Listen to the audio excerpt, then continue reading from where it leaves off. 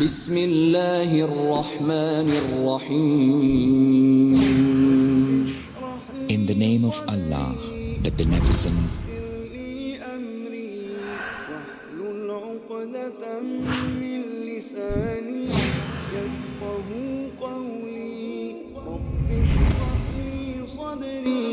نحمده ونستعينه ونستغفره ونعوذ بالله من شرور أنفسنا ومن سيئات أعمالنا. من يهده الله فلا مضل له ومن يضلل فلا هادي له. وأشهد أن لا إله إلا الله وحده لا شريك له وأشهد أن محمدا عبده ورسوله. أما بعد، فإن خير الحديث كتاب الله وخير الهدي هدي محمد صلى الله عليه وسلم وشر الأمور محدثاتها وكل محدثة بدعة وكل بدعة ضلالة وكل ضلالة في النار. أعوذ بالله السميع العليم من الشيطان الرجيم. اليوم أكملت لكم دينكم وأتممت عليكم نعمتي ورضيت لكم الإسلام دينا. رب اشرح لي صدري ويسر لي أمري واحلل عقدة من لساني يفقهوا قولي. رب زدني علما رب زدني علما رب زدني علما. اللهم أرنا الحق حقا وارزقنا اتباعه وأرنا الباطل باطلا وارزقنا اجتنابه. حمد و صلات کے بعد، جیسا کہ اعلان کے ذریعے آپ سب تک یہ اطلاع پہنچ چکی ہوگی کہ آج کا یہ درس اس ماہ رمضان، ماہ شعبان کے تعلق سے ہونے والا ہے. اور اس مہینے میں گفتگو کے دو پہلو ہیں. پہلا پہلو تو یہ ہے کہ اس مہینے میں نبی اکرم صلی اللہ علیہ وسلم کی سنت کیا ہے، اور دوسرا پہلو یہ ہے کہ ہماری امت کا کردار کیا ہے. اور امت کے بعض لوگ یا بعض فرقے، بعض جماعتیں، انہوں نے اس مہینے کے اندر کیا کچھ دین کے نام پر روا رکھا ہے، بلکہ اس کو اللہ کی عبادت سمجھ کر انجام دیتے ہیں. ان اعمال کی شرعی حیثیت کیا ہے؟ کیا ان کے لیے کتاب و سنت کی دلیلیں موجود ہیں؟ قرآن کریم کے اندر اللہ رب العالمین نے ان کے تعلق سے آیتیں نازل فرمائی ہیں، یا اللہ کے نبی صلی اللہ علیہ وسلم نے اس کے تعلق سے کچھ ارشاد فرمایا ہے؟ انشاءاللہ انہی باتوں کو جاننے اور معلوم کرنے کی کوشش کریں گے. سب سے پہلے قبل اس کے کہ گفتگو شروع کریں، جو میں نے آیت کریمہ کی تلاوت کی ہے، کہ ہم سارے مسلمانوں کو اچھی طرح سے جان لینا چاہیے، اچھی طرح سے، کہ یہ دین اللہ کے نبی صلی اللہ علیہ وسلم کی حیات طیبہ کے اندر مکمل ہو چکا ہے. کسی طرح کی، اور مکمل ہونے کا مطلب یہ ہے کہ اس کے اندر کسی طرح کی کمی باقی نہیں تھی اس وقت، جس وقت کہ اللہ کے نبی صلی اللہ علیہ وسلم اس کائنات میں موجود تھے، اور آپ کے جاتے جاتے اس دین کے اوپر مہر لگ چکی ہے. مہر لگنے کا مطلب سمجھتے ہیں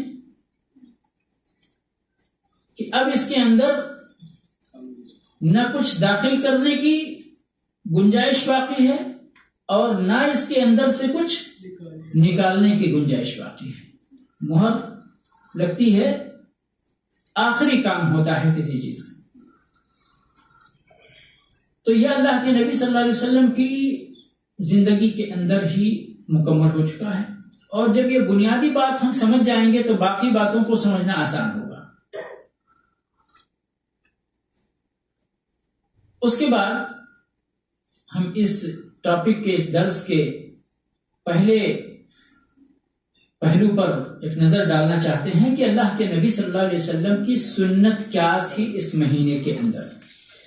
آپ کیا خاص کام کرتے تھے جو اور مہینوں میں آپ نہیں کرتے تھے؟ آپ کا طریقہ کیا تھا اس مہینے کے اندر؟ اس کے سلسلے میں عائشہ رضی اللہ تعالی عنہ کی حدیث ہے اور اسی طرح سے اسامہ ابن زید رضی اللہ تعالی عنہ کی حدیث ہے. عائشہ رضی اللہ تعالی عنہ ایک حدیث کے اندر فرماتی ہیں کہ اللہ کے نبی صلی اللہ علیہ وسلم کو ماہ شعبان کے اندر روزہ رکھنا بہت پسند تھا. سمجھ گئے؟ ایک یہ روایت ہے. دوسری روایت ہے عائشہ رضی اللہ تعالی عنہ فرماتی ہیں آپ کی روزہ رکھنے اور افطار کرنے کی کیفیت بیان کرتی ہیں اور پھر آخر میں شعبان کا بھی ذکر ہو حدیث کے اندر.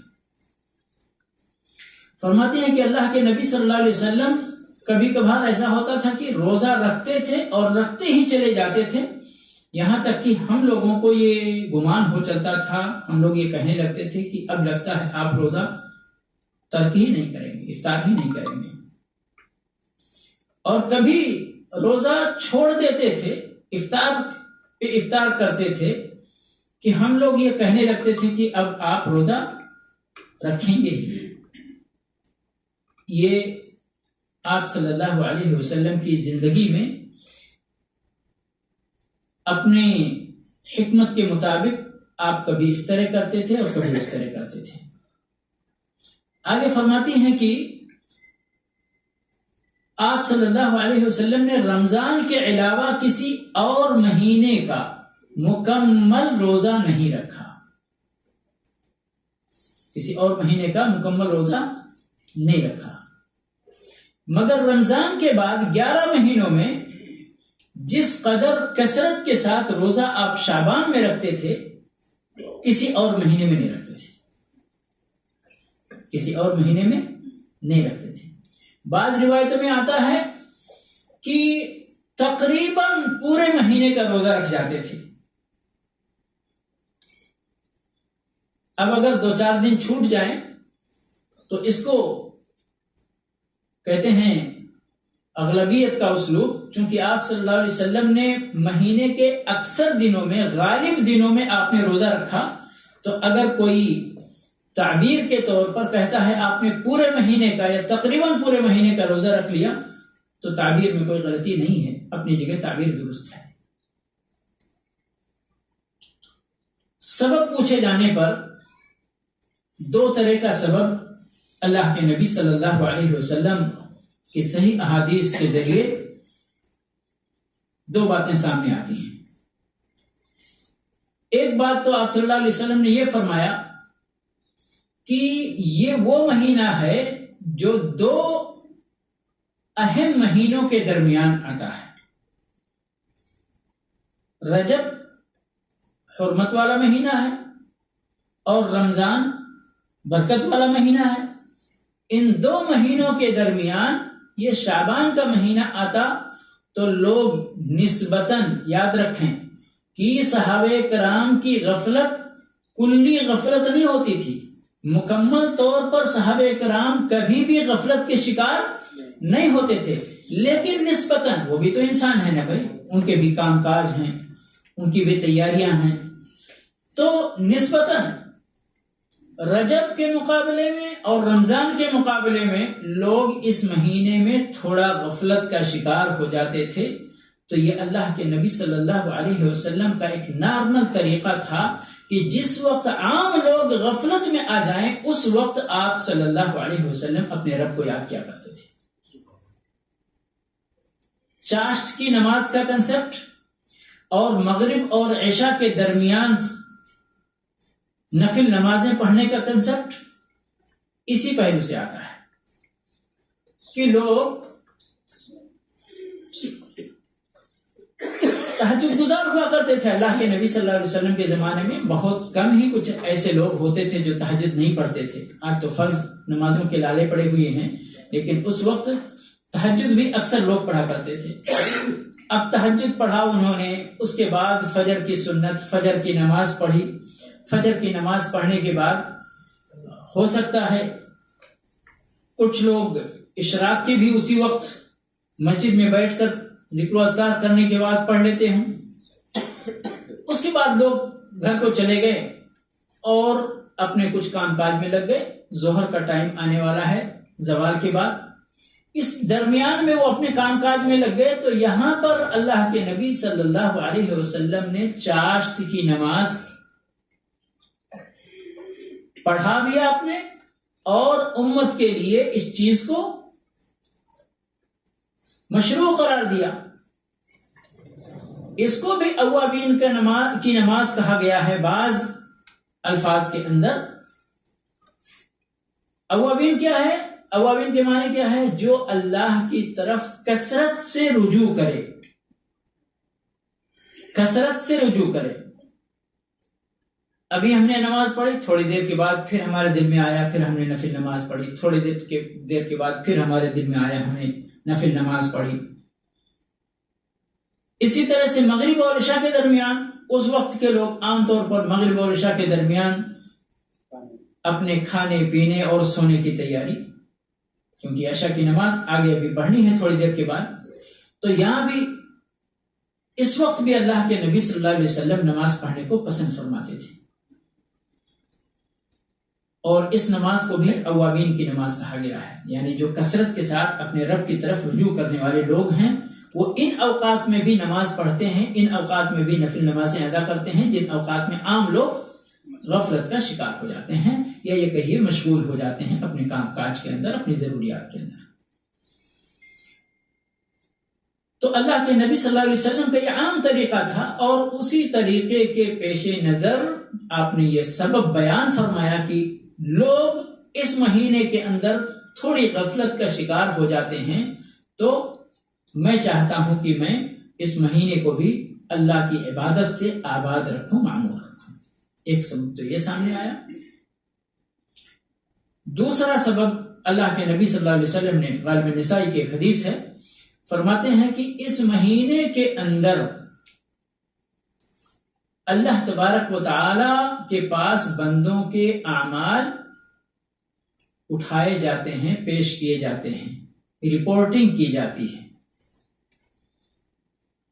تو مجھے پسند ہے کہ جب میرے اعمال اللہ تک پہنچائے جائیں تو میں روزے کی حالت میں ہوں، کیونکہ روزے کی حالت کا معاملہ یہ ہے کہ گویا کہ بندہ مستقل طور پر اللہ کی عبادت میں لگا ہوا ہے. بھلے ہی اس وقت وہ کوئی ذکر نہیں کر رہا ہے، کوئی نماز نہیں پڑھ رہا ہے، لیکن فجر کے وقت سے جب سے اس نے کھانا پینا بند کیا اور مغرب کے وقت تک جب تک دوبارہ وہ افطار نہیں کر لیتا ہے کچھ کھانا پینا، تب تک یہ پورا تو روزے کا ہی سلسلہ ہے نا. تو گویا کہ یہ پورے وقت میں وہ اللہ کی بندگی میں لگا ہوا ہے. سمجھئے؟ تو یہ دو سبب اللہ کے نبی صلی اللہ علیہ وسلم کی طرف سے آپ کی اس سنت کی بنیاد کے طور پر آیا. اور یہ چیز آپ نے سوموار اور جمعرات کے روزے کے سلسلے میں فرمایا کہ بندوں کے اعمال کی رپورٹنگ کی جاتی ہے، اللہ تبارک و تعالیٰ کی طرف بندوں کے اعمال پہنچائے جاتے ہیں، اور مجھے پسند ہے کہ جب بندوں کے اعمال اللہ تک پہنچائے جائیں تو میں روزے کی حالت میں ہوں. تو اس حدیث اور اس حدیث دونوں مل کر کے اس بات کی بڑی پختہ تائید کرتے ہیں کہ اللہ کے نبی صلی اللہ علیہ وسلم کے جہاں دوسرا مقصد آپ نے بیان فرمایا، وہی ایک مقصد یہ بھی تھا کہ جب اللہ کے پاس آپ کے اعمال اٹھائے جائیں تو آپ اس وقت روزے کی حالت میں ہوں. تو یہ دو سبب اس مہینے میں کثرت سے روزہ رکھنے کے بیان کیے گئے. اب امت کے لیے یقیناً آپ صلی اللہ علیہ وسلم کی یہ سنت مشروع ہے، اور ہم آپ کو اور سارے مسلمانوں کو یہ مہینہ آتے ہی اللہ کے نبی صلی اللہ علیہ وسلم کی سنت پر عمل کرتے ہوئے کثرت کے ساتھ روزہ رکھنا شروع کر دینا چاہیے، لیکن مکمل مہینے کا روزہ نہیں رکھنا چاہیے، کیونکہ مکمل مہینے کا روزہ آپ صلی اللہ علیہ وسلم نے نہیں رکھا ہے شعبان کا۔ مکمل مہینے کا روزہ صرف اور صرف آپ نے رمضان کا رکھا ہے۔ تو اس مہینے میں نفل روزہ رکھنے والے، ان کے پاس یہ علم ہونا چاہیے کہ انہیں پورے مہینے کا روزہ نہیں رکھنا ہے۔ اللہ کے نبی صلی اللہ علیہ وسلم کی سنت یہ ہے کہ اکثر ایام میں رکھیں لیکن پورے شعبان کا نہیں رکھیں۔ اب کثرت سے روزہ رکھنے کا مطلب یہ نسبی مطلب بھی اس کا ہو سکتا ہے۔ کیسے؟ ایک بندہ ہے جو رمضان کے بعد شوال کا 6 روزہ اگر اس نے رکھا تو رکھا، نہیں تو وہ بھی نہیں رکھا، اور پورے سال اس نے کوئی نفل روزہ نہیں رکھا۔ یہ جو یوم الاثنین کا، یوم الخمیس کا، ایام 20 کا روزہ ہوتا ہے وہ نہیں رکھتا ہے، اور یہ نفل عبادتیں ہیں، کوئی رکھتا ہے تو الحمدللہ، اور نہیں رکھتا ہے تو کسی نے کوئی گناہ کا کام تو نہیں کیا۔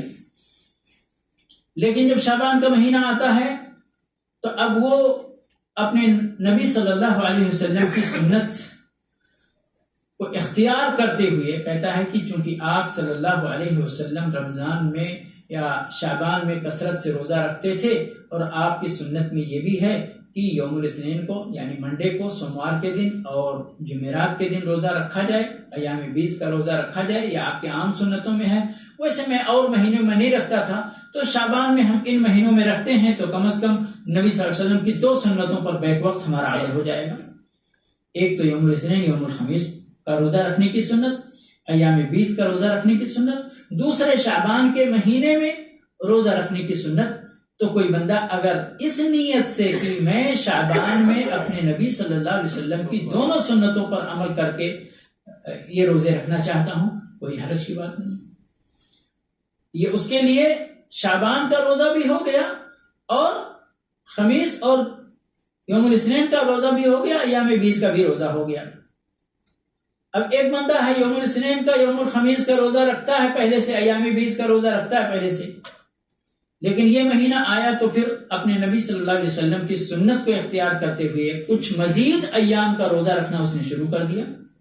کوئی مشکل نہیں، کیونکہ وہ بنیادی طور پر اپنے نبی صلی اللہ علیہ وسلم، اپنے رسول صلی اللہ علیہ وسلم کی ایک سنت جو آپ کی مستقل سنت تھی، ہفتہ واری سنت تھی، اس پر وہ پہلے سے عمل پیرا تھا۔ اب یہ شعبان کا مہینہ جس میں آپ صلی اللہ علیہ وسلم بھی کثرت سے روزہ رکھتے تھے، تو اس نے بھی کثرت سے روزہ رکھنے کے طور پر کچھ اور ایام بڑھا کر روزہ رکھنا شروع کر دیا۔ کوئی حرج کی بات نہیں ہے۔ کوئی صرف ایام 20 کا روزہ رکھنا چاہے، کوئی حرج کی بات نہیں ہے۔ بہرحال امت کے سامنے نبی صلی اللہ علیہ وسلم کی یہ سنت واضح ہے، آشکارا ہے کہ کوئی بندہ چاہے تو شعبان کے اندر کثرت کے ساتھ روزہ رکھ سکتا ہے۔ بعض روایتوں کے اندر امت کے لیے یہ رہنمائی آئی ہے کہ 15 شعبان کے بعد روزہ نہ رکھیں، جبکہ آپ صلی اللہ علیہ وسلم روزہ رکھتے تھے، تقریباً آخری شعبان تک رکھتے تھے روزہ، سمجھ گئے؟ اس میں علماء نے یہ جواب دیا ہے کہ آپ صلی اللہ علیہ وسلم روزہ رکھنے کے سلسلے میں آپ کی بڑی خصوصیت ہے۔ جو خصوصیت آپ کو حاصل ہے روزہ رکھنے کے سلسلے میں، وہ پوری امت کو حاصل نہیں ہے۔ جیسے آپ صلی اللہ علیہ وسلم کئی دن مستقل روزہ رکھتے تھے، لیکن امت کو اس عمل سے منع فرماتے تھے۔ امت کے حق میں مسلسل بلا افطار کے روزہ رکھنا درست نہیں ہے۔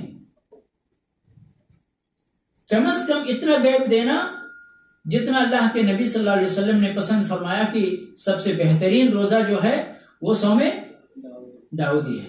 ایک دن رکھو، ایک دن چھوڑو، ایک دن رکھو، ایک دن چھوڑو۔ یہ آخری حد ہے امت کے سلسلے میں، یہ امت کے سلسلے میں آخری حد ہے، اس سے زیادہ امت کو اجازت نہیں ہے، لیکن آپ صلی اللہ علیہ وسلم خود رکھتے تھے۔ پھر آپ نے فرمایا کہ تم لوگ میرے اوپر اپنے کو قیاس مت کرو، کیوں؟ فرمائے یطعمنی ربی ویسقینی، میرا رب مجھے کھلاتا پلاتا ہے. یعنی آپ صلی اللہ علیہ وسلم کو اللہ رب العالمین کی طرف سے روحانی غذائیں اتنی ملتی تھی، تقویت ملتی تھی. آپ صلی اللہ علیہ وسلم پر اللہ رب العالمین کی خاص عنایت تھی، جس کی وجہ سے آپ کے اندر اتنی طاقت تھی کہ آپ روزہ مسلسل رکھتے تھے. لیکن امت کے حق میں اس چیز کو آپ نے مشروع قرار نہیں دیا ہے. کچھ علماء نے کہا اس منع ممانعت کی وجہ یہ ہے کہ لوگ اگر مستقل شعبان، پورے شعبان اور آخری شعبان تک روزہ رکھیں گے، پھر آگے رمضان میں بھی ان کو روزہ رکھنا ہے. یہ تو شعبان کا روزہ تو نفل روزہ ہے، لیکن رمضان کا روزہ تو فرض روزہ ہے. کہیں ایسا نہ ہو کہ شعبان کا روزہ رکھتے رکھتے کوئی صاحب، سب لوگ نہیں، لیکن یہاں تو دراصل امت کے سارے احکام جن چیزوں میں دقت کے ساتھ، نزاکت کے ساتھ سب کو پیش نظر رکھا گیا ہے، تو افراد کو بھی خیال رکھا گیا ہے. ہو سکتا ہے کوئی آدمی ایسا ہو کہ شعبان کا روزہ رکھتے رکھتے رکھتے اس کی طاقت جواب دینے لگے یا کمزور پڑ جائے، پھر آگے رمضان کا فرض روزہ، نفل روزہ رکھنے کے چکر میں فرض روزہ اس کا خطرے میں پڑ جائے. تو اس کے لیے کچھ روزے رکھیں، لیکن 15 کے بعد پھر روزے ترک کر کے رمضان کی تیاری کے طور پر تقویت حاصل کرنے کی کوشش کریں. یہ ہے واللہ عالم. لیکن اگر کوئی بندہ یعنی رکھتا ہے اپنے نبی صلی اللہ علیہ وسلم کی سنتوں پر عمل کرتے ہوئے، تو اتنی سختی اس مسئلے کے اندر نہیں ہے. اس کا جواب دیا گیا ہے علماء کی طرف سے، لیکن اتنی سختی اس مسئلے کے اندر نہیں ہے. بہرحال یہ چیزیں ہو گئیں جو اللہ کے نبی صلی اللہ علیہ وسلم کا طریقہ تھا اس مہینے میں، اور امت کے لیے جو مشروع چیزیں ہیں کہ اس مہینے میں امت کو کیا کرنا چاہیے. کل ملا کے امت کو جو کرنے کا کام ہے وہ روزہ رکھنا ہے، چاہے یوم الاثنین کا ہو، خمیس کا ہو، ایام بیس کا ہو، یا ان سے زیادہ کچھ اور بڑھا کر یہ روزے رکھیں. یہ سبھی چیزیں مسنون ہیں ان کے حق میں، مشروع ہیں ان کے حق میں. اب بہت بڑا مسئلہ ہماری اس امت کے اندر یہ 15 شعبان کا مسئلہ بہت بڑا مسئلہ ہے. شب برات کا مسئلہ بہت بڑا مسئلہ ہے امت کے اندر، ہے یا نہیں؟ دیکھیں ہم تو مسلمان ہیں نا بھائی. کسی کو آپ کہیں کہ دیکھ لیں تم مسلمان نہیں ہے، کیا ری ایکشن ہوتا ہے. بھلے ہی لوگ اپنے لیے غیر اسلامی طریقہ اختیار کریں. وہ کس کا ہے؟ اکبر الہ آبادی کا شعر ہے نا شاید. اکبر الہ آبادی کا شعر ہے نا کہ یہود بھی شرمائیں اور نصارہ بھی شرمائیں ہمارے حرکتوں اور کام سے، لیکن ہمارے ایمان اور اسلام پر کوئی فرق پڑنے والا نہیں ہے. تو ہمارا عمل کیسا بھی ہو، لیکن ہم یہ سننا گوارا نہیں کرتے کہ بھائی آپ نے غیر اسلامی کام کیا ہے. ہم کریں گے غیر اسلامی کام، لیکن کوئی کہے نہ ہم کو.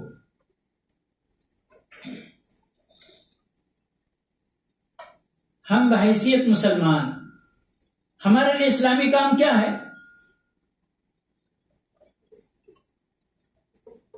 وَمَا خَلَقْتُ الْجِنَّ وَالْإِنسَ إِلَّا لِيَعْبُدُونَ.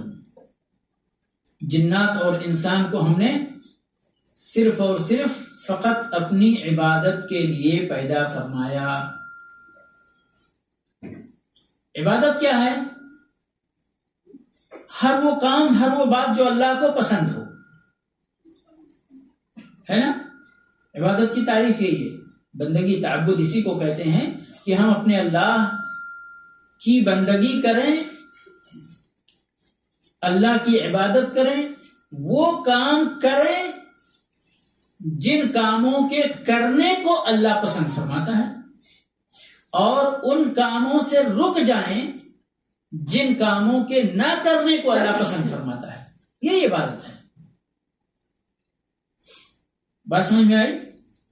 جن کاموں کو کرنا اللہ پسند فرماتا ہے کہ ہمارے بندے یہ کام کریں، یہ بات کہیں، یہ کلمات اپنی زبان سے ادا کریں،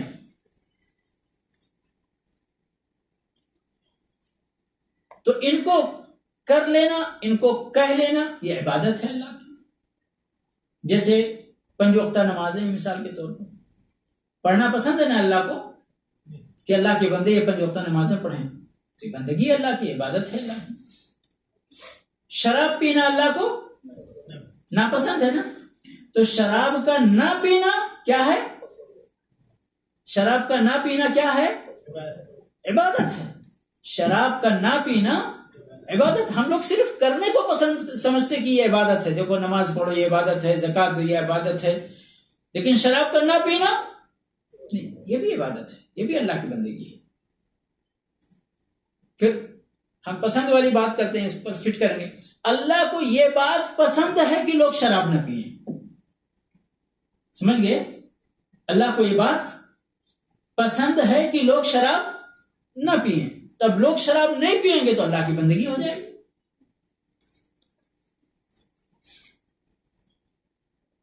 اچھا، یہ ضروری ہے یہ پوائنٹ سمجھنا کہ اللہ رب العالمین کی پسندیدہ اور ناپسندیدہ باتوں کو معلوم کرنے کا ذریعہ ہمارے پاس کیا ہے. بہت اہم نقطہ ہے یہ، بہت اہم نقطہ ہے.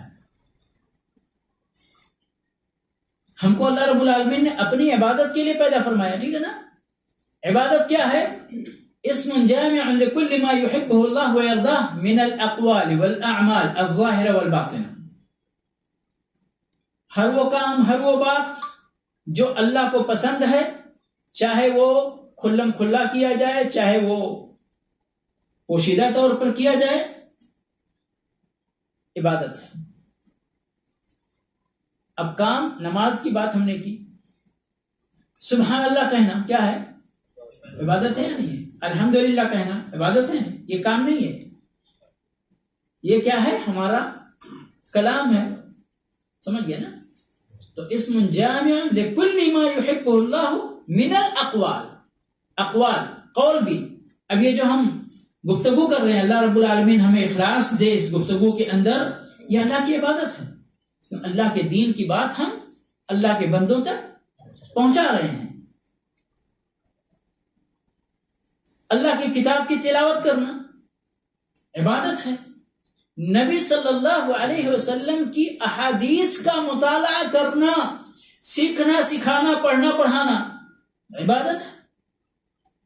اللہ رب العالمین کا ذکر کرنا، سبحان اللہ سے لے کر کے جتنے بھی اللہ کے اذکار ہیں جس میں اللہ کا ذکر ہو رہا ہے، سبحان اللہ، الحمدللہ، اللہ اکبر، لا الہ الا اللہ، لا حول ولا قوة الا باللہ، سبحان اللہ وبحمدہ، سبحان اللہ العظیم، سبحان اللہ العظیم وبحمدہ، جتنے بھی صیغے آئے ہیں اللہ کے ذکر کے، یہ ساری کے سارے اللہ کی عبادتیں ہیں.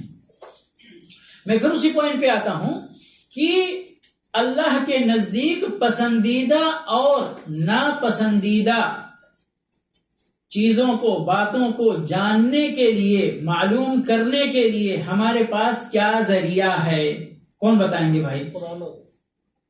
قرآن اور حدیث. قرآن کیوں؟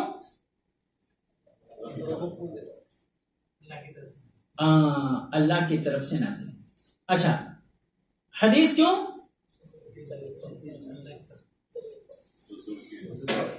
کہ رسول صلی اللہ علیہ وسلم اللہ کی ہی باتیں ہم تک پہنچاتے تھے. وَمَا يَنْطِقُ عَنِ الْهَوَىٰ إِنْ هُوَ إِلَّا وَحْيٌ يُوحَىٰ. اچھا، اس سے پہلے تھوڑی دیر کے لیے اور میں کوشش کرتا ہوں اللہ دل دماغ تھوڑا کھول کر بیٹھے، اللہ رب العالمین توفیق عطا فرمائے کہ چیزوں کو یہ بنیاد سے ہم سمجھ لیں، کیونکہ بھٹکانے والے بہت ہیں آج، اور بنیادی باتیں کم لوگ ذکر کرتے، جذباتی باتیں زیادہ کرتے عام طور پر. اور میں نے اس سے پہلے یہاں کئی بار اس چیز کو ذکر کیا ہے کہ بھائی کسی کے بارے میں بھی، اللہ کو بھی تھوڑی دیر کے لیے چھوڑ دیجئے، کسی کے بارے میں بھی کسی کی پسندیدہ اور ناپسندیدہ چیزوں کو معلوم کرنے کا کیا ذریعہ ہوتا ہے؟ آپ کے بارے میں، آپ یہاں بیٹھے ہیں، میں آپ کے ساتھ نہ رہا ہوں، نہ میری کوئی تفصیلی گفتگو ہوئی ہے، مجھے بالکل نہیں معلوم کہ آپ کو کیا پسند ہے کیا نہیں پسند ہے. آپ میرے ساتھ کبھی نہیں رہے ہیں، کبھی میری اپنی پسندیدہ اور ناپسندیدہ باتوں کے بارے میں نے اظہار خیال کیا نہیں، آپ کو کیسے پتا چلے گا؟ ہے نا؟ تو کیا پتا ہے، میں اپنے بارے میں بتاؤں گا کہ مجھے یہ پسند ہے، یہ پسند ہے، یہ پسند ہے، تبھی تو آپ کو پتا چلے گا۔ اب بتانے کا ایک ڈائریکٹ ذریعہ ہے، میں ابھی آپ کے سامنے بات کر رہا ہوں، گفتگو کر رہا ہوں، میں ڈائریکٹ بتاؤں تو آپ اپنے کانوں سے سنیں گے اور آپ کو پتا چل جائے گا۔ دوسرا ذریعہ یہ ہے کہ میں کسی کو، میرا اپنا کوئی خاص بندہ ہو، ریپرزنٹیٹو ہو، جس کو میں بتا کے بھیجوں، اور جن تک ہمیں اپنی بات پسندیدہ اور ناپسندیدہ پہنچانی ہے ان کے پاس اپنا وہ مندوب بنا کر اس کو بھیجوں، جاؤ فلاں فلاں لوگوں کو یہ بات ہماری پہنچا دو کہ مجھے یہ پسند، مجھے یہ پسند نہیں ہے۔ یہ بات اتھینٹک ہوگی نا؟ لیکن جس کو میری پسندیدہ اور ناپسندیدہ چیزوں کو پتہ ہی نہیں ہے، وہ آئے اور بولے نہیں ان کو یہ بھی پسند ہے، ان کو یہ بھی پسند ہے، ان کو یہ بھی پسند ہے، اور وہ ہو سکتا ہے ایسا کہ وہ 10 باتیں گنائے، 10 میں سے 5 واقعی اتفاق سے ٹیلی کر جائیں، ہاں وہ 5 چیزیں ایسی ہوں گی جو مجھے پسند ہیں، لیکن 5 چیزیں ڈیفر کر جائیں، تو میں قبول کروں گا ان کو کسی کے کہنے کی وجہ سے نہیں قبول کروں گا نا، کیوں؟ مجھے پسند ہی نہیں بھائی، میرے بارے میں کیوں میرے اوپر تھوپ دیا گیا؟ تو یہاں پر اللہ کی پسندیدہ اور ناپسندیدہ باتوں کو جاننے کا سب سے پہلا سورس قرآن کی اللہ رب العالمین کا ڈائریکٹ کلام ہے، دوسرا سورس رسول اللہ صلی اللہ علیہ وسلم کا فرمان کہ اللہ نے اپنا خاص رسول بنا کر اپنے بندوں تک اللہ کے نبی صلی اللہ علیہ وسلم کو بھیجا تھا، پھر آپ کی بات گویا اللہ کی بات۔ اسی لیے اللہ رب العالمین نے اسی بات کو ثابت کرنے کے لیے فرمایا کہ نبی کی بات وحی ہے، نبی کوئی بات جھوٹی اپنی طرف سے نہیں بولتے۔ من اطاع الرسول فقط اطاع اللہ، جس نے رسول کی اطاعت کی صلی اللہ علیہ وسلم، اس نے اللہ کی اطاعت کی۔ کیوں؟ کیونکہ یہ رسول بھیجا گیا اللہ کی طرف سے نا۔ اچھا، اب ایک تیسرا بندہ کوئی پیر ولی بزرگ آتا ہے، کہتا ہے نہیں نہیں صاحب یہ تو ہے ہی، قرآن میں جو ہے وہ تو ہے، یا کوئی مولانا صاحب ہی آتے ہیں، آپ کو معلوم نہیں ہے یہ بھی دین کا عمل ہے، اس پہ بھی عمل کرو گے تو اجر ملے گا۔ جیسے بہت سارے ہمارے انڈیا، پاکستان، بنگلہ دیش اور بھی دیگر بہت سارے ملکوں کے اندر، حتیٰ کہ عربی ملکوں کے اندر، مصر ہے، سوڈان ہے، جزائر ہے، مغرب ہے، موروکو جس کو بولتے ہیں، اور بہت سارے کنٹریز ہیں، وہاں پر ماشاءاللہ بہت بڑے بڑے ولی بنے بیٹھے ہوئے ہیں، اور جو بولتے ہیں وہ قرآن کی طرح لوگ مانتے ہیں۔ اپنے علماء جنہوں نے اپنی اپنی جماعتوں کے علماء بنائے ہوئے ہیں، وہ علماء کچھ بھی کہہ دیں تو ذرہ برابر بھی تحقیق کرنے کی ضرورت محسوس نہیں کرتے۔ ہاں مولوی صاحب نے کہا ہے تو کہا ہے تو کہا ہے، اور کہا ہے تو صحیح ہی ہوگا۔ اس کی وجہ صرف یہی ہے کہ ہم لوگ ڈائریکٹ قرآن سے اپنا رشتہ جوڑنا ہی نہیں چاہتے، مولوی صاحب کے واسطے سے ہی ہم اپنے قرآن سے رشتہ جوڑنا چاہتے ڈائریکٹ، جبکہ اللہ رب العالمین نے قرآن ہر بندے کے لیے نازل کیا ہے، قرآن بہت آسان کیا ہے۔ وَلَقَدْ يَسَّرْنَا الْقُرْآنَ لِلذِّكْرِ فَهَلْ مِن مُدَّكِرٍ، ہم نے قرآن کو ذکر کے لیے، نصیحت کے لیے آسان کیا ہے، کوئی ہے نصیحت پکڑنے والا؟ اب نصیحت کے لیے آسان کیا ہے تو کیسے نصیحت کے لیے آسان کیا ہے؟ اگر بندہ سمجھے گا نہیں تو پھر نصیحت کیسے حاصل کرے گا؟ تو اس کا مطلب یہ ہے کہ اللہ رب العالمین نے قرآن کا پڑھنا اور قرآن کا سمجھنا اور قرآن پر عمل کرنا، یہ سب چیزیں اللہ رب العالمین نے آسان فرمائی ہیں۔ لیکن کام کتنا بھی آسان ہو، اگر آپ تھوڑی بھی حرکت نہیں کریں گے تو وہ آسان کام اپنے آپ ہو جائے گا۔ کتنا بھی آسان کام، ایک باہر سے ایک کپ چائے لینا ہو، ایک بوتل پانی لینا ہو، تو کوئی اٹھ کر جائے گا، ایک چھوٹا سا کام کرے گا تب تو یہ کام ہوگا۔ آسان ہے کہ نہیں ہے؟ ایک گلاس پانی، ایک بوتل پانی اٹھانا آسان ہے یا نہیں ہے؟ لیکن پھر بھی اس کے لیے جستجو، یعنی تھوڑی سی محنت تو کرنی پڑے گی، اٹھنا پڑے گا اپنی جگہ سے، ہلنا پڑے گا، حرکت کرنا پڑے گا۔ تو قرآن آسان ہے، ہم لوگ کیا ہے اس کو، کچھ نمک حرام بچے ہوتے ہیں نا، ان کو آسان کام بھی بولو تو بولتے پاپا نہیں آتا مجھے یہ کام کرنا. اور ماشاءاللہ یہاں تو لوگ کمپنیوں میں کام کرتے ہیں، کچھ ہوشیار لوگ، کچھ بیوقوف لوگ ہوتے ہیں، تو وہ بہت سارا کام کمپنی کا قبول کر لیتے ہیں. ہاں یہ معلوم ہے تم کو، ہاں معلوم ہے، یہ معلوم ہے تم کو، ہاں معلوم ہے، یہ معلوم ہے تم کو، ہاں معلوم ہے. تو اس کے اوپر دوسرے دن سے ہاں یہ بھی کرو، یہ بھی کرو، یہ بھی کرو، بہت سارے کام آ جاتے ہیں، ہے نا. اور ایک بندہ جو ہوشیار ہے یا جو یہاں سے ریٹرن وغیرہ ہوتا ہے، اس کو معلوم ہے کہ اگر میں نے تینوں کام ہاں بھر لی تو وہ جو ایک کام میں آتا ہے کہتا ہے یہی صرف مجھے معلوم ہے، یہ معلوم ہے نہیں معلوم ہے، معلوم رہتا ہے لیکن بولتا نہیں معلوم ہے، کیونکہ کہہ دے گا اگر تو اس کی ڈیوٹی پڑ جائے گی. سمجھ گئے؟ تو یہ آسان کام بھی بندہ کبھی کبھی جب نہیں کرنا چاہتا ہے تو اس کے لیے کیا کرتا ہے؟ اظہار کرتا ہے. تو بہت مشکل کام ہے.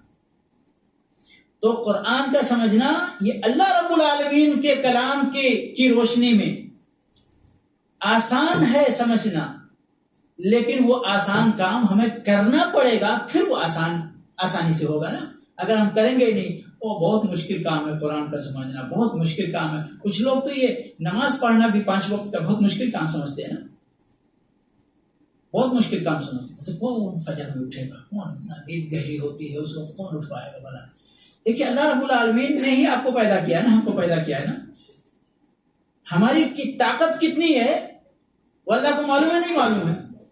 معلوم ہے نا. آپ کا بیٹا 20 سال کا ہے اور ماشاءاللہ ہٹھا کٹھا تندرست ہے، اور 10 کلو کا وزن اٹھانا پڑے کبھی نہیں پاپا میں نہیں اٹھا سکتا اتنا سا، بہت بھاری ہے. تو آپ کہیں گے نہیں یہ مکاری مار رہا ہے. اللہ کو معلوم، اللہ ہمارا خالق ہے، رازق ہے. ہم کو اللہ نے جو طاقت دی ہے وہ ہمارے اپنے جانکاری سے زیادہ ہمارے رب کو جانکاری ہے. اور اسی لیے اللہ رب العالمین نے 5 وقتہ نماز فرض قرار دیا ہے. فرض، کوئی گنجائش نہیں ہے، کوئی ایکسکیوز نہیں ہے اس کے اندر. کوئی کتنا بھی کہے کہ ہمیں طاقت نہیں ہے، اللہ کو معلوم ہے کہ طاقت ہے. ہاں جب جسمانی طور پر کسی کو عذر لاحق ہو جائے تو اللہ نے یہاں پر چھوڑ دیا. کھڑے ہونے کی طاقت نہیں، کوئی بات نہیں، بیٹھ کر پڑھو. بیٹھنے کی طاقت نہیں ہے، لیٹ کر پڑھو، پر پڑھو. پڑھنے کی طاقت ہے. دماغ کام کر رہا ہے، دماغ میں تصور کر کے میں قیام کر رہا ہوں الحمدللہ رب العالمین، پڑھنے کی طاقت ہے تو وہ بھی پڑھو. نہیں پڑھنے کی طاقت ہے تو وہ سبحان اللہ الحمدللہ کہہ سکتے تو وہ کہو. ابھی تمہاری نیت میں رکوع میں گیا سبحان رب العظیم سبحان رب العظیم، کھڑے ہوئے ربنا ولک الحمد، تم لیٹے ہوئے ہو لیکن اپنے دماغ سے یہ حرکت چل رہی ہے. سمجھ گئے؟ دعائیں چل رہی ہیں جتنی طاقت ہے، حرکت چل رہی ہے جتنی طاقت ہے، لیکن سب ہمارے دماغ کے حرکت کے اعتبار سے.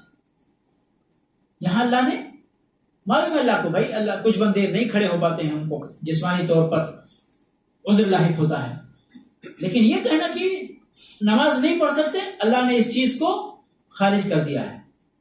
اللہ نے ہی فرمایا ہے لا یکلف اللہ نفسا الا وسعها. پھر اللہ نے فرمایا اقیموا الصلاۃ وآتوا الزکاۃ، نماز پڑھنا ہی ہے، زکوٰۃ اگر مال ہے تو دینا ہی ہے، کوئی ایکسکیوز نہیں. تو میرے بھائی بات پتہ نہیں کہاں سے اتنی لمبی چلی گئی، لیکن میرے کہنے کا مطلب یہ ہے کہ اللہ تبارک و تعالیٰ کو کیا پسند ہے اور کیا نہیں پسند ہے اللہ رب العالمین نے قرآن میں بیان فرما دیا. کچھ چیزیں اگر رہ گئیں تو اللہ کے نبی صلی اللہ علیہ وسلم نے اپنی احادیث کے ذریعے اس کی تکمیل فرمائی. اب جب ہمیں بحیثیت مسلمان، بحیثیت کلمہ گو اللہ کے پسند کے اللہ کی بندگی کرنا ہے تو ہمیں تلاش کرنا پڑے گا کہ اللہ کی پسندیدہ چیزیں کیا ہیں، اللہ کے پسندیدہ کام کیا ہیں، اللہ کے ناپسندیدہ کام کیا ہیں. اللہ کے اوامر احکام پر عمل کر لینا، نواہی جن چیزوں سے اللہ نے روک دیا ہے ان سے رک جانا، یہی عبادت ہے. اب کن چیزوں کا حکم اللہ نے دیا، کہاں دیا؟ وہ قرآن میں ہے، نبی صلی اللہ علیہ وسلم کے فرمان میں. پڑھو، سمجھو اور عمل کرو، مسلمان بن جاؤ. دین آسان ہے یا نہیں ہے؟ آسان ہے نا. اسی طرح کوئی دشواری ہے اس میں؟ کوئی دشواری نہیں، کوئی دشواری نہیں. الحمدللہ الحمدللہ. اللہ کے نبی صلی اللہ علیہ وسلم فرمایا ہے کہ دین آسان ہے. اور فرمایا یسروا ولا تعسروا، آسانیاں کرو تنگیاں پیدا مت کرو، بشروا ولا تنفروا، خوشخبریاں دیا کرو نفرتیں پیدا مت کرو، او کما قال صلی اللہ علیہ وسلم۔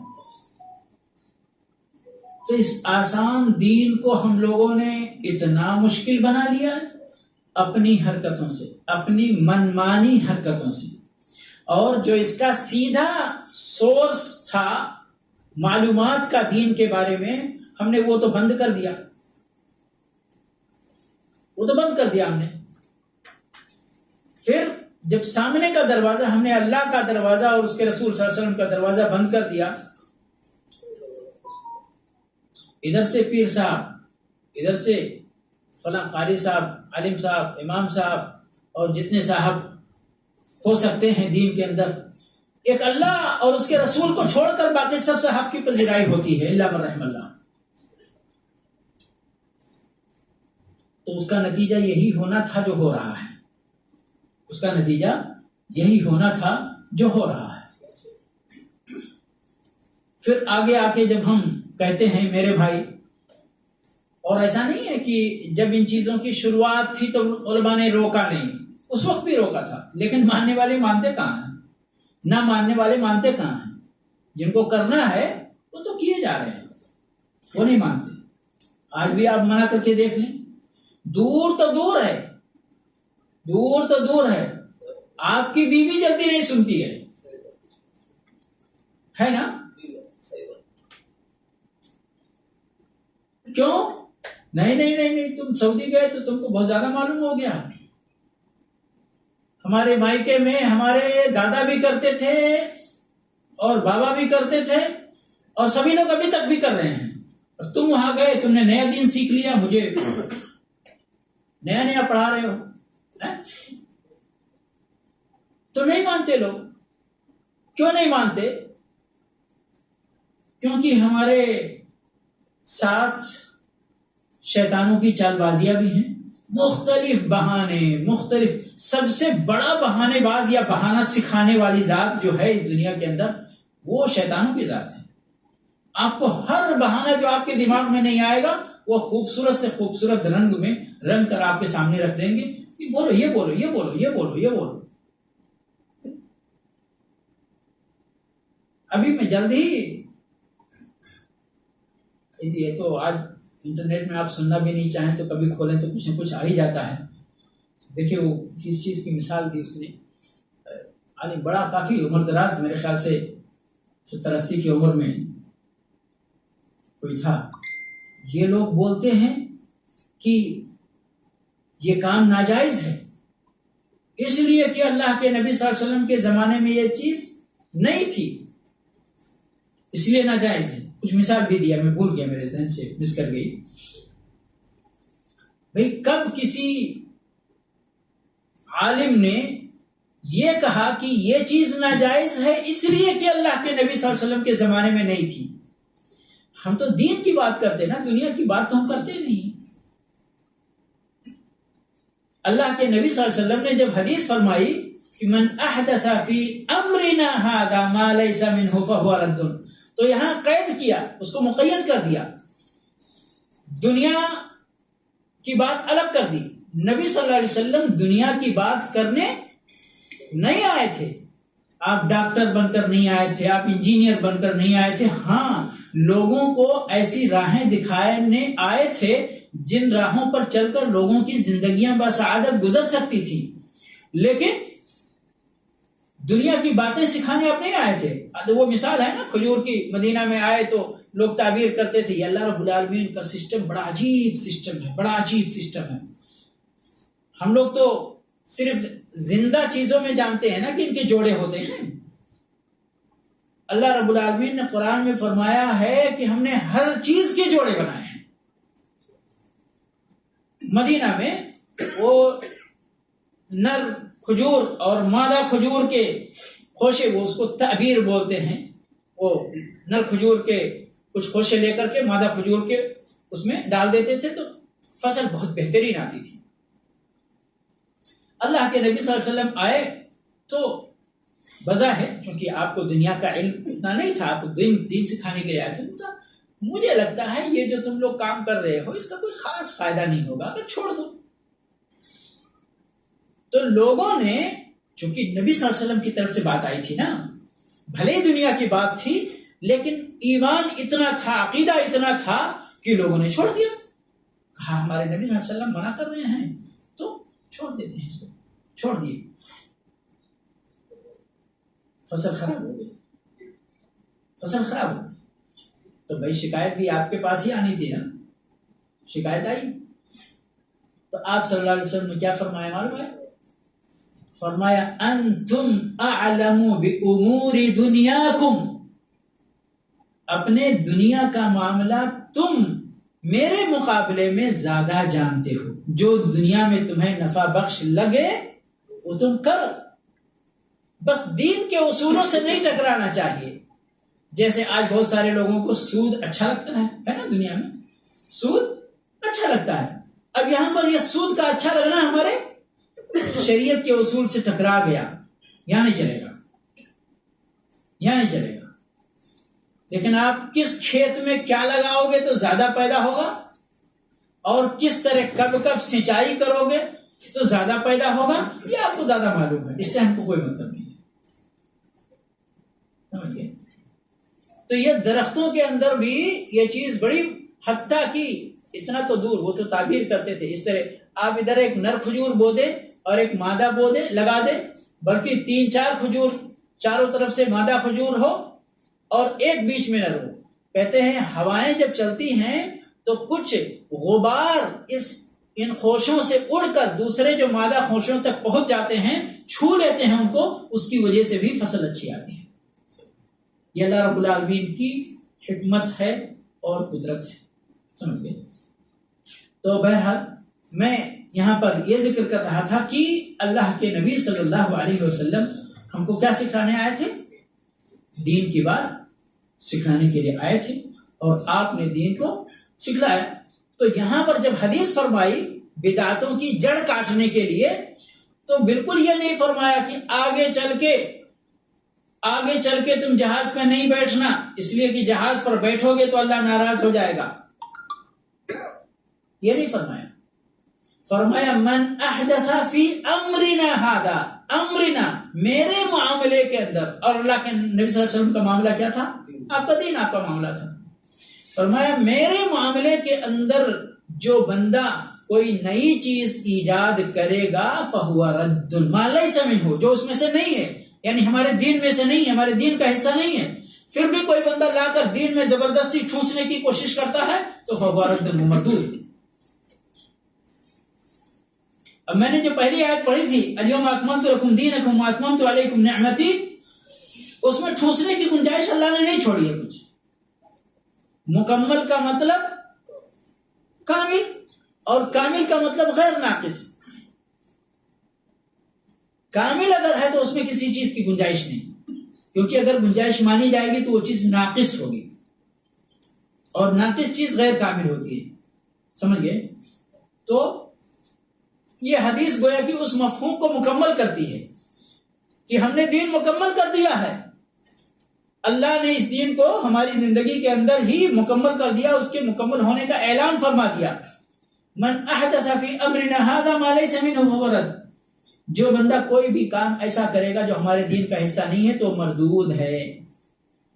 ایجاد کرے گا، یہاں پر اس حدیث کے اندر ایجاد کرنے والی بات ہے۔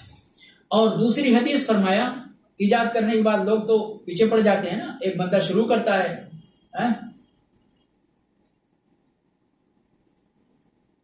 ایک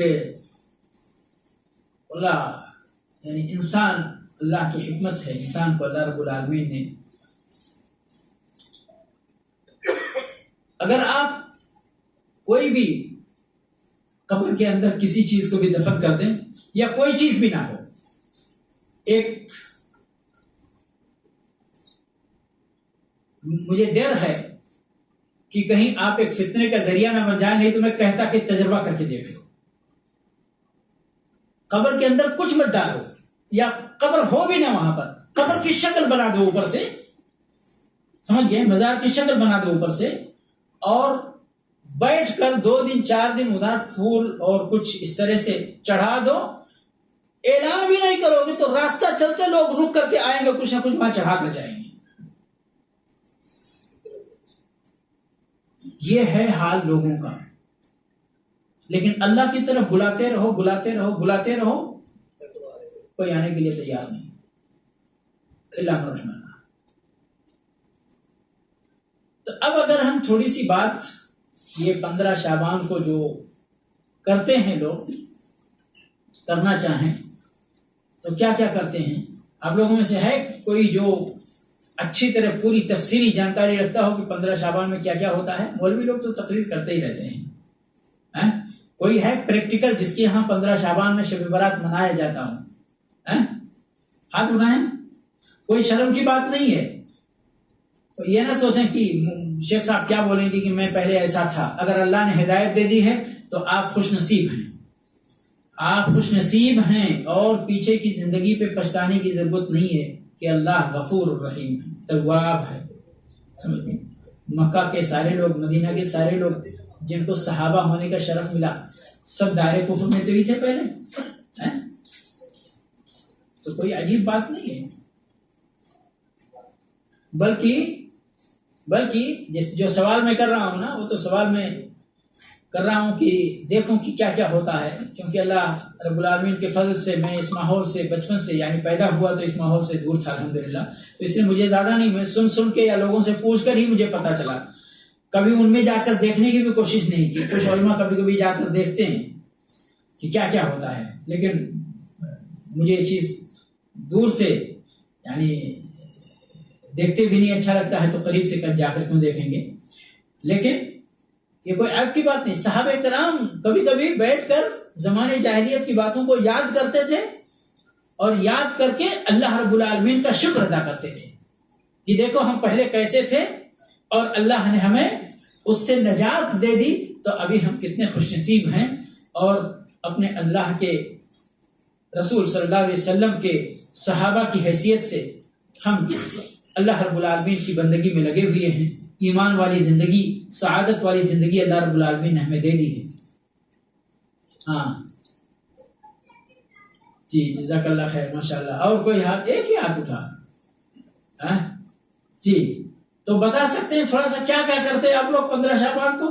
15 شعبان کو سے روزہ رکھتے ہیں ہمارے یہاں، ایک کام ہو گیا، ہاں، اور قبرستان میں جاتے ہیں، فاتحہ پڑھتے ہیں، جی 2 کام ہو گیا۔ اور ہمارے ننیال میں جو ہے حلوہ بنتا ہے۔ حلوہ یعنی آپ کے گھر حلوہ نہیں بنتا ہے؟ ننیال میں بنتا ہے، ننیال میں بنتا ہے، تو آپ کے یہاں کیوں نہیں بنتا ہے؟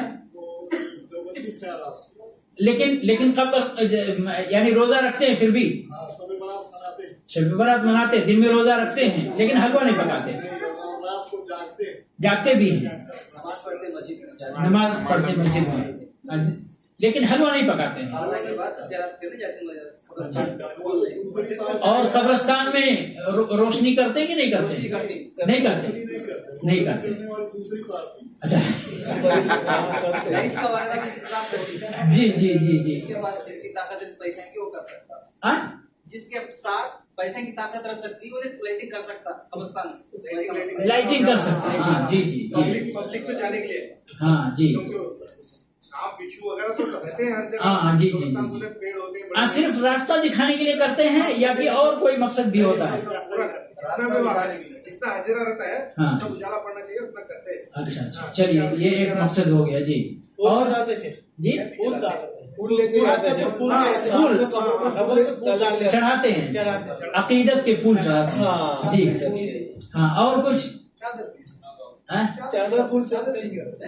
بھی چڑھاتے، چادر بھی چڑھاتے جی، اگربتیاں بھی لگاتے ہیں جی۔ اچھا، سبحان اللہ سبحان اللہ۔ دیکھیے میں یہی میرے بھائی جی، جزاک اللہ خیر، میرے خیال سے ابھی تو میں نے آپ لوگوں کے سامنے یہ بات معلوم کیا ہے، سروے کیا ہے، لیکن اس سے پہلے میں نے کئی بار یہ بات بتائی ہوگی ہر موقع پر کہ بدعتوں کا نیچر یہ ہے کہ جتنی جگہ ہو اتنی جگہ بدعتوں کی شکل بدلی ہوئی رہتی ہے۔ کیوں؟ اس کی وجہ کیا ہے؟ کوئی بتا سکتا ہے اس کی وجہ؟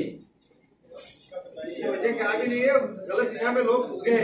हाँ, इसकी वजह यह है, कुछ बोलने जाओ हम लोग के ऊपर इल्जाम लगा देते हैं, जी, हाँ, जी, सही नहीं है, तू भटक गया है रास्ता। जी, क्या वही है।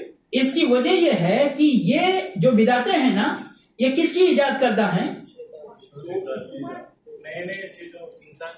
इंसान की इजाद करदा। इंसान, तो इंसान का मिजाज मुख्तलिफ होता है ना, या एक जैसा होता है? एक जैसा नहीं होता, मुख्तलिफ होता है। उनका ज़ौक़ मुख्तलिफ होता है, उनको टेस्ट मुख्तलिफ होता है कि नहीं है? मिजाज मुख्तलिफ होता है। तो मुख्तलिफ मिजाज होने की वजह से, चूंकि ये मुख्तलिफ मिजाज की तरफ से ये बिदातें आई हैं, इसलिए ये मुख्तलिफ होती हैं।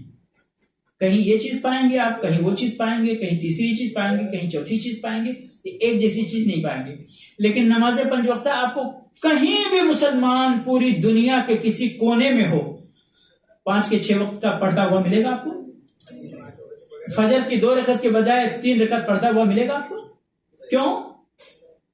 कि अल्लाह की तरफ से, ये अल्लाह की तरफ से। इसमें इख्तिलाफ की गुंजाइश नहीं है, इसमें इख्तिलाफ की गुंजाइश नहीं। यहीं से पता चल जाता है भाई, हमारे यहाँ दीन दूसरा है, उनके यहाँ दीन दूसरा है, उनके यहाँ दीन दूसरा है, जमातों के एतबार से दूसरा है, जगह के एतबार से दूसरा है, शहर के एतबार से दूसरा है, मुल्क के एतबार से दूसरा है।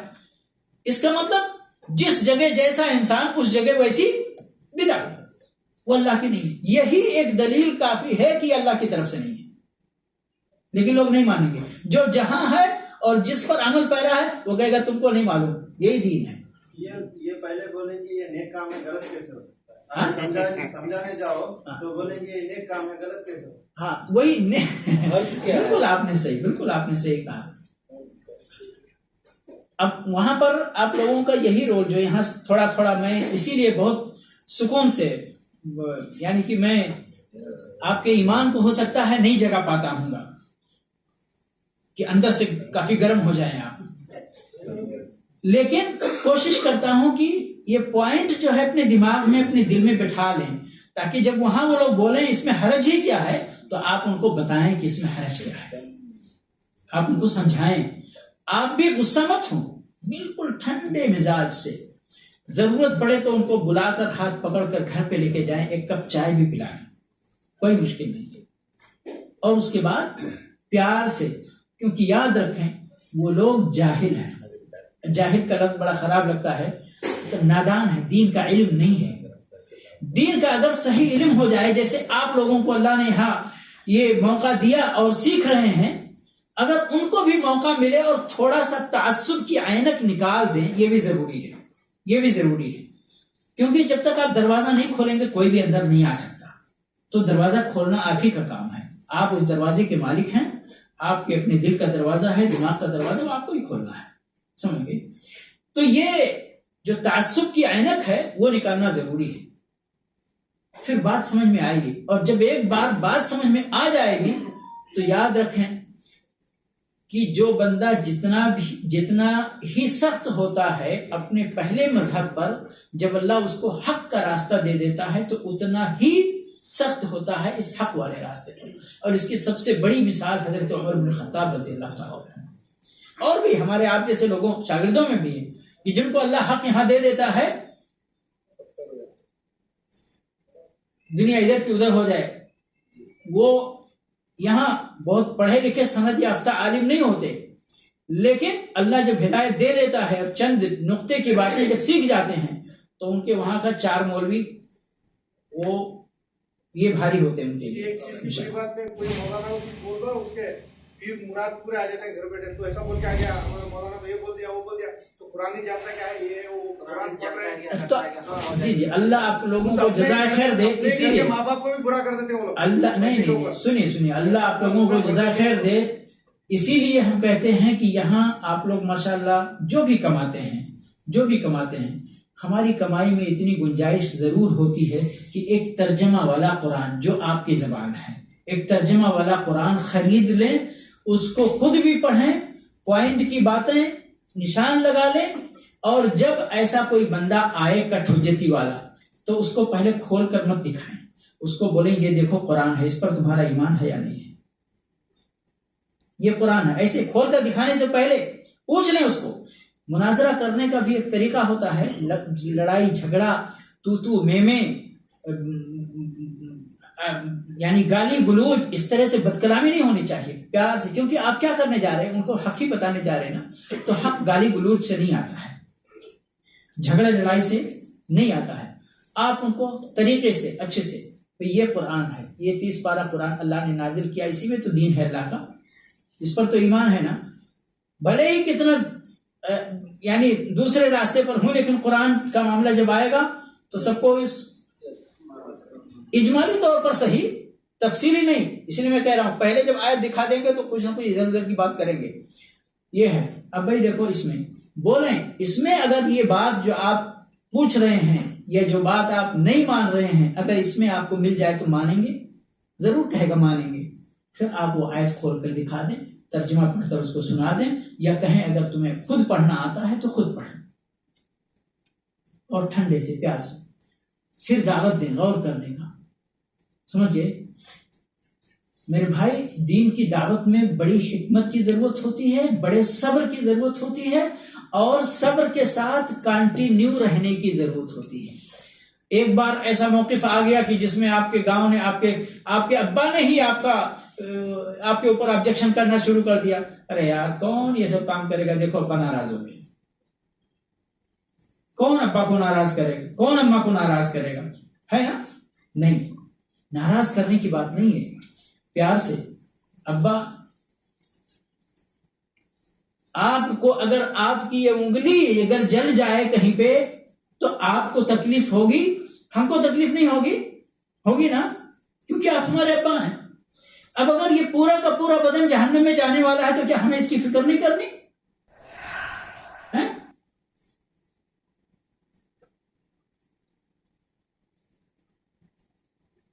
اللہ نے قرآن میں کیا فرمایا؟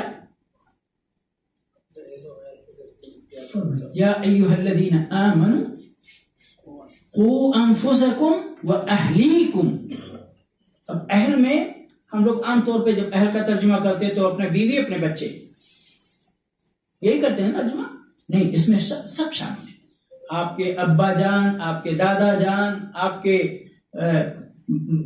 پھوپھی، پھوپھا، ماموں، خالہ، خالو، چچا، سارے لوگ، آپ کا پورا کنبہ قبیلہ اس میں شامل ہے. ہاں، جو آپ کے انڈر میں ہیں، آپ کے بیوی، آپ کا بچہ، آپ کی بچی، یہ پہلے نمبر پہ اس لیے آتے ہیں کہ ان پر آپ کا کنٹرول ہے.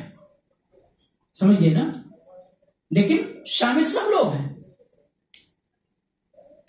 یہ اللہ رب العالمین نے کیوں فرمایا؟ یہ ایسے ہی کہ پڑھو اور خاموشی سے گزر جاؤ اور کسی کو ناراض نہ کرو.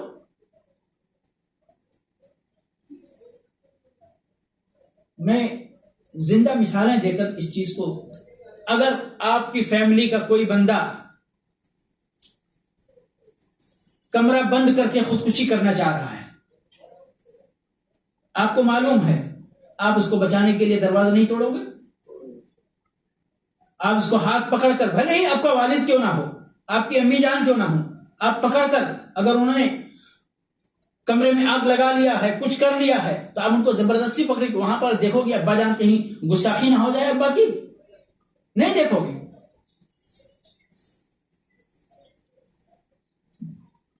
تو یہ دین کی دعوت کے سلسلے میں ان سب چیزوں کو اپلائی کرنا چاہیے.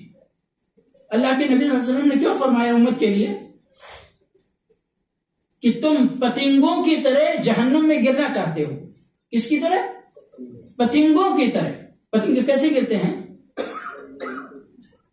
دیوانہ وار، اسی لیے دیوانہ وار کہتے ہیں. پتنگے کیسے گرتے ہیں؟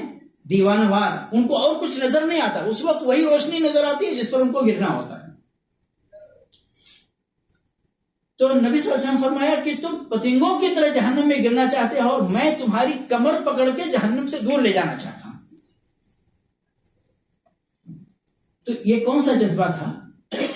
یہی دین کی دعوت اور لوگوں کو جہنم سے بچانے کا جذبہ تھا. تو آپ تو پوری دنیا کے لیے رحمت اللہ عالمین بن کر آئے تھے. آپ کی مثال آپ ہے، ہم آپ جیسے نہیں بن سکتے، لیکن کم از کم ہم اپنے گھر والوں کے لیے تو بنے، گھر والوں کی فکر تو کریں نا. لیکن عام طور پر حتیٰ بیوی کو بھی کہتے نہیں مان رہی تو نہیں مان رہی، بیٹا بیٹی کو بھی. ہاں یقیناً آپ بہتیرے کوشش کرنے کے باوجود بھی اگر وہ راہ راست پر نہیں آ رہے تو آپ اکتا کر بیٹھ نہیں جائیں. ان کے مرنے تک یا آپ کے مرنے تک آپ کی کوشش جاری رہنی چاہیے. اس کے باوجود بھی اگر کوئی ایمان یا یہ کہیے کسی کی اصلاح نہیں ہوتی ہے تو یہ سمجھ لیجئے کہ اللہ رب العالمین نے اس کے حق میں ہدایت نہیں لکھ رکھی تھی. آپ اس کے مالک نہیں ہیں، پھر آپ اس کے مالک نہیں ہیں. لیکن یہ کہ زندہ رہتے ہوئے، طاقت رہتے ہوئے، صلاحیت رہتے ہوئے، وقت رہتے ہوئے، چانس رہتے ہوئے آپ یوں ہی آنکھ بند کر رہے ہیں کہ نہیں مان رہا ہے چھوڑو کوئی بات نہیں، یہ نہیں چلتا. جو دعوت کے میدان میں اس طرح کا جذبہ، ایک بار دعوت دیے، 2 بار دعوت دیے، 3 بار دعوت دیے، نہیں مانتا تو پھر دعوت کا حق نہیں ادا ہوتا ہے. سمجھئے اللہ ہم سب کو توفیق عطا فرمائے. ہم سب مقصر ہیں، ہم سب کوتاہ ہیں، لیکن جتنے بھی جس کو توفیق ملے اس کو کرنا چاہیے. جو کرے گا اللہ کے ہاں اجر پائے گا، جو نہیں کرے گا محروم رہے گا دعوت کی اس اجر سے. لیکن کم از کم ہمیں اپنے ایمان کی اور اپنے بچوں اور اپنے گھر والوں، اپنے خاندان والوں، رشتہ دار والوں، اور پھر دائرہ دھیرے دھیرے وسیع ہوتا ہے. اللہ رب العالمین کی طرف سے جب آرڈر آیا، پہلا آرڈر کیا ہے؟ وَأَنذِرْ عَشِيرَتَكَ الْأَقْرَبِينَ. اے نبی صلی اللہ علیہ وسلم آپ کس کو ڈرائیے؟ عشیرتک الاقربین، اپنے قریب کے خاندانی لوگوں کو ڈرائیے، اپنے قبیلے کے لوگوں کو ڈرائیے. تو آپ کیا ڈرا کے اسی پر خاموش ہو گئے؟ مکہ کے لوگ مسلمان ہو گئے خلاص بس کافی ہے؟ نہیں. آپ مدینہ آئے، آپ جہاں جہاں تک آپ کی، حتیٰ کہ آپ کے عمر کے آخری مرحلے میں آپ نے مصر خط لکھا، روم کے بادشاہ کو خط لکھا، اور کہاں کہاں جہاں جہاں بھی آپ کو میسر ہوا وہاں آپ نے خط کے ذریعے پھر دعوت کا دائرہ آپ کشادہ کرتے ہی گئے. یہاں تک کہ صحابہ کرام کہاں تک پہنچے؟ خراسان تک پہنچ گئے، اسپین تک پہنچ گئے، اور بھی جہاں جہاں ان کے قدم پہنچے وہاں وہاں پر ہدایت کی روشنی پھیلی. تو اللہ رب العالمین سے دعا ہے کہ پروردگار ہم سب کو توفیق عطا فرمائے کہ حد تک امکان اللہ کے دین کو پڑھیں، پڑھائیں، سیکھیں، سکھائیں، دعوت دیں اللہ کی طرف. یہ ہمارا کام ہے. اللہ رب العالمین ہم کو اس کی توفیق دے اور اخلاص کے ساتھ اس کی توفیق دے. پروردگار اسے قبول فرمائے اس محنت کو، اور اللہ رب العالمین ہم لوگوں کے ذریعے لوگوں کو ہدایت عطا فرمائے، وہ بھی اللہ کی راہ پر گامزن ہوں، نبی صلی اللہ علیہ وسلم کی سنتوں کو قبول فرمائے، بدعتوں سے محفوظ رہیں. وآخر دعوانا الحمدللہ رب العالمین وصلی اللہ علی نبینا محمد وعلی آلہ وصحبہ اجمعین.